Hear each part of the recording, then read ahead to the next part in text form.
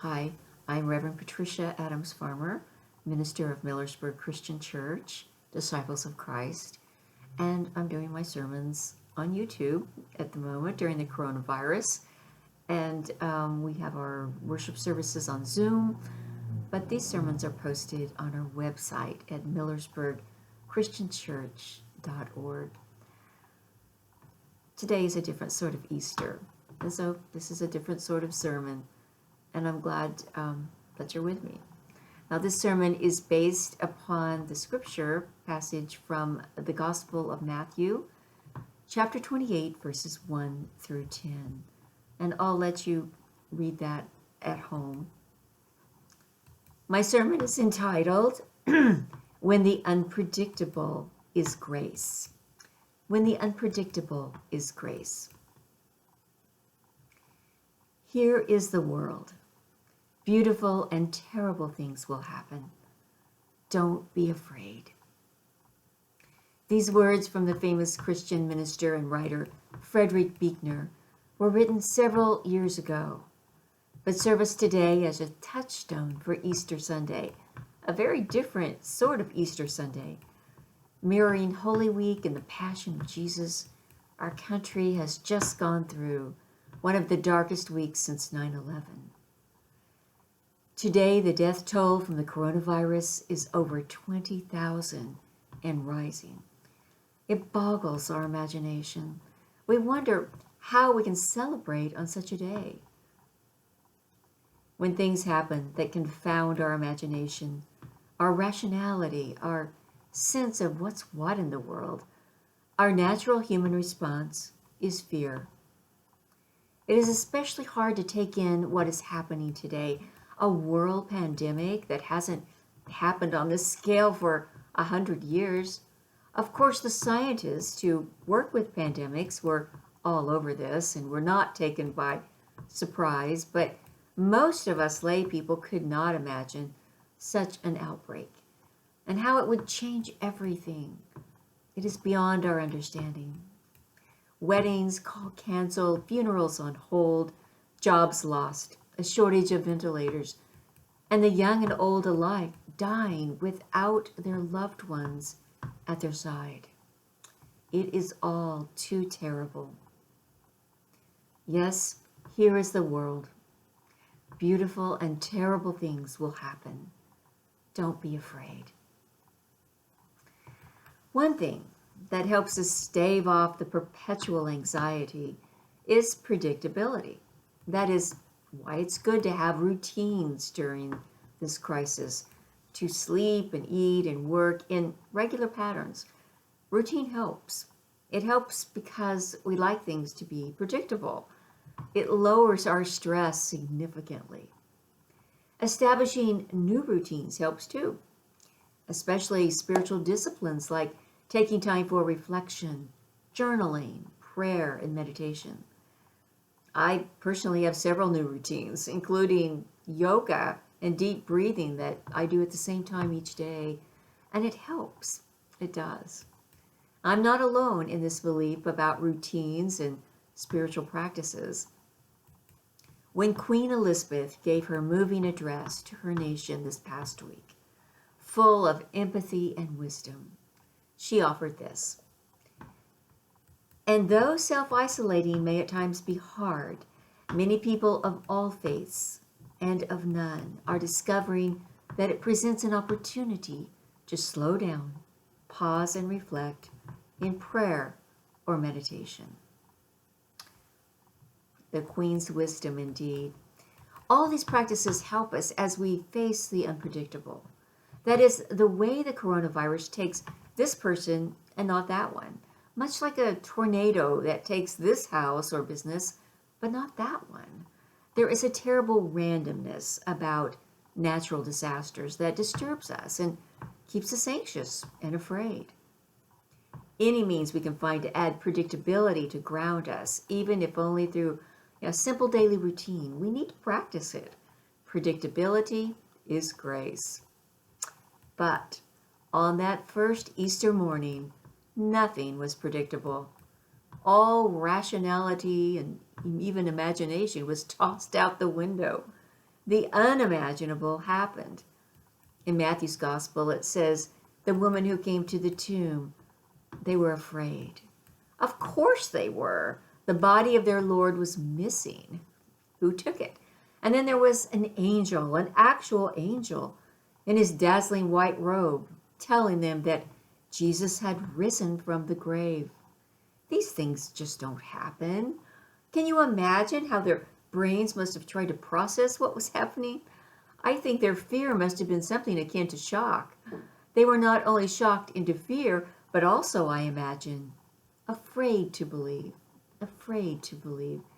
It's like when you have cancer and suddenly you're in remission and you ask yourself, do I dare believe this is true?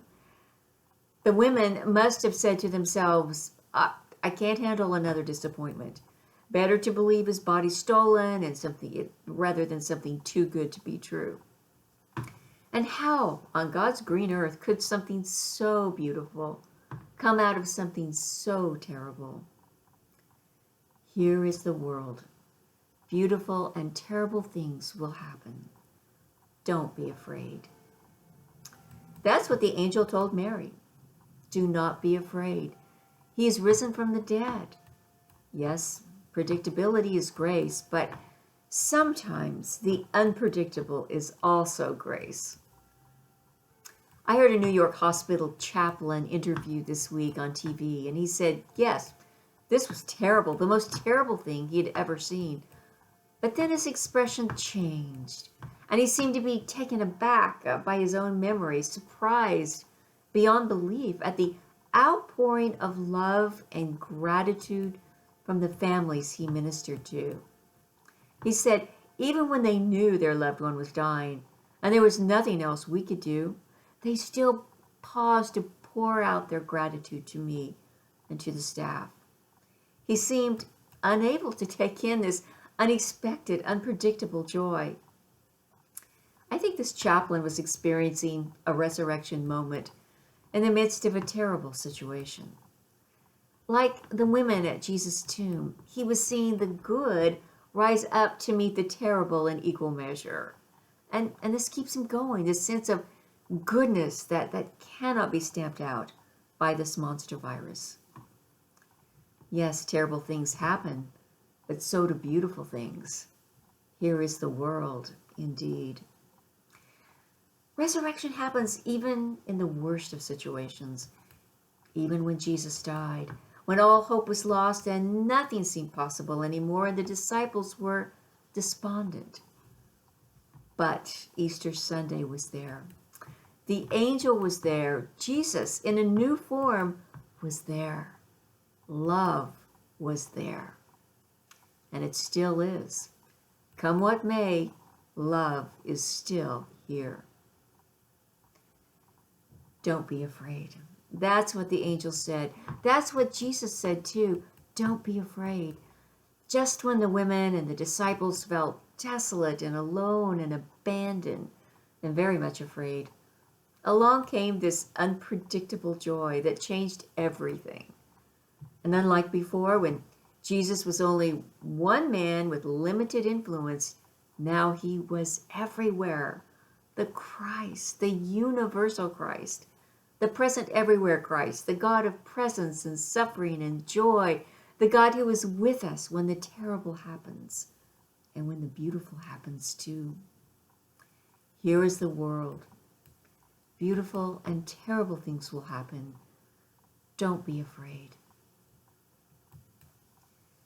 And on this unusual and unpredictable Easter Sunday, we celebrate resurrection in the midst of the terrible, a transformation beyond our comprehension, reminding us that not everything is within our control, even the beautiful things. When the unpredictable rises up to terrify us, so does the beautiful rise up to greet us. There is more than this present suffering. There is beauty too, and love and kindness and gratitude and forgiveness and new life and redbud trees and children at play. All of these unexpected joys are the graceful residue of resurrection, entering the world in fresh, and unexpected ways. Yes, the universe is more than an unpredictable, indifferent, scary place. It is also a place of goodness and courage and laughter and helpers that sacrifice their own well-being for our sakes. The unpredictable belongs not only to the terrible, but also to the beautiful. As the poet Rilke said, let everything happen to you, beauty and terror. Just keep going. No feeling is final. And so we keep going. And the wonderful thing is, when resurrection happens, we can be part of it. The Queen, in her address, also said this. She said, "It reminds me of the very first broadcast I made in 1940, helped by my sister.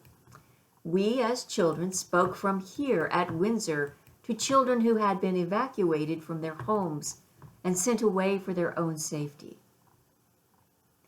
So when the children of England were sent away from their parents during the Blitz, separated and afraid and desolate, can you imagine their joy when they heard the voices of their own young Princess Elizabeth and even younger Princess Margaret on the radio, speaking just to them through the miracle of technology?"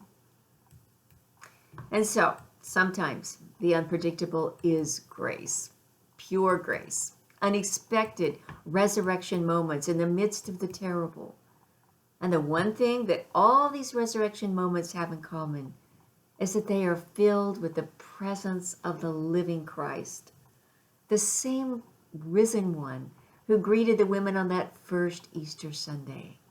Yes, the risen Christ, the universal Christ, the God of suffering, love, and resurrection possibilities, is at the heart of all that is good and true and beautiful, reminding us that, come what may, love and beauty persist in new and unimaginable forms. Yes, indeed, here is the world. Beautiful and terrible things will happen. Don't be afraid. Amen.